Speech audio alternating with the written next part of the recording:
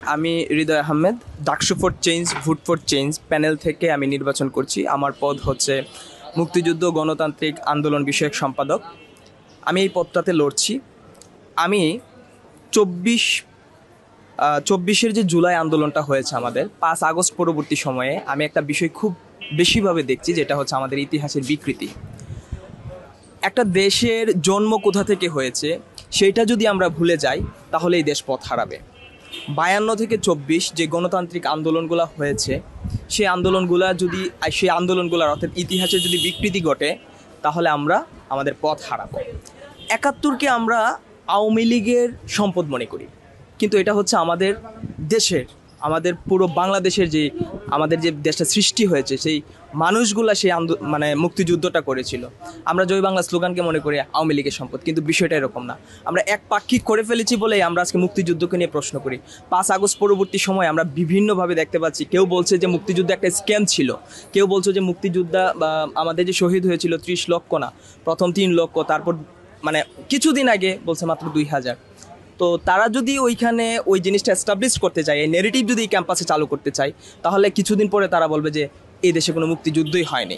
কিন্তু এটা কখনো হতে পারে না। এই ঢাকা বিশ্ববিদ্যালয়ে যারা পড়াশোনা করতে আসে তারা অবশ্যই মেধাবী, তারা অবশ্যই ইতিহাসের চর্চা করে, তারা অবশ্যই ইতিহাসের রক্ষক, গণতন্ত্রের চর্চা করে, এবং আমাদের এই ক্যাম্পাস স্বাধীন নেতৃত্বের প্রতীক হয়ে উঠবে।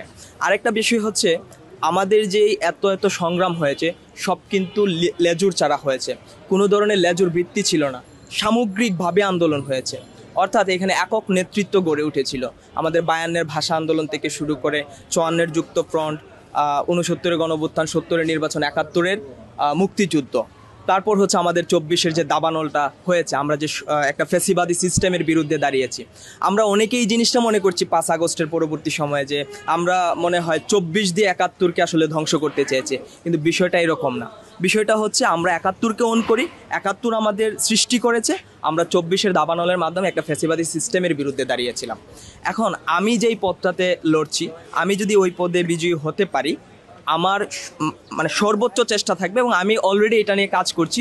মুক্তিযুদ্ধের যে সঠিক ইতিহাস, সঠিক ইতিহাসের চর্চা হবে এখানে, এই ইতিহাসের রক্ষক হবে এই পদটা, এবং গণতন্ত্রের যে এই চর্চা কেন্দ্র হবে আমাদের এই ঢাকা বিশ্ববিদ্যালয়। তার পরবর্তী সময় স্বাধীন যে নেতৃত্ব গড়ে উঠতে পারবে। এবং আমাদের এই প্যানেলটা থেকে প্রথম যে ইশতেহারটা আছে সেটা হচ্ছে আমাদের পরবর্তী যে ডাকসুটা হবে সেই ডাকসুর তফসিলটা এই ডাকসুতে যারা বিজয়ী হবে তারা থাকাকালীন আমাদেরকে দিয়ে যেতে হবে।